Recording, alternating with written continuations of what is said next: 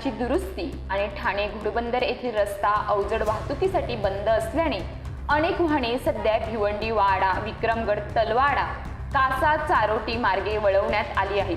त्यात कासा बाजारपेठेमध्ये रस्ता अरुंद आहे, त्यामुळे डहाणू नाशिक राज्य मार्गावर कासा बाजारपेठेत ते चारोटी नाका या रस्त्यावर मोठी वाहतूक कोंडी होत आहे। या वाहतूक कोंडीमुळे कासामधील रहिवासी त्रस्त झाले आहेत। कासा बाजारपेठेत अनेक ठिकाणी विक्रेते रस्त्या किनारी बसलेले असतात, त्याचबरोबर रिक्षा थांबे, बस थांब्यांमुळे प्रवाशांची गर्दी असते। दुकानदार, व्यापाऱ्यांच्या मालवाहू ट्रक रस्त्याजवळच उभे असतात।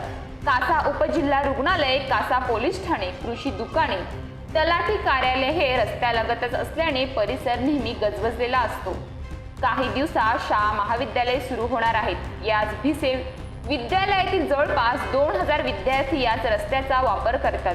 कासा मुख्य बाजारपेठ ही कासा चारोटी नाका या रस्त्यावर येत असल्याने या ठिकाणी मोठी वाहतूक कोंडी होत असते।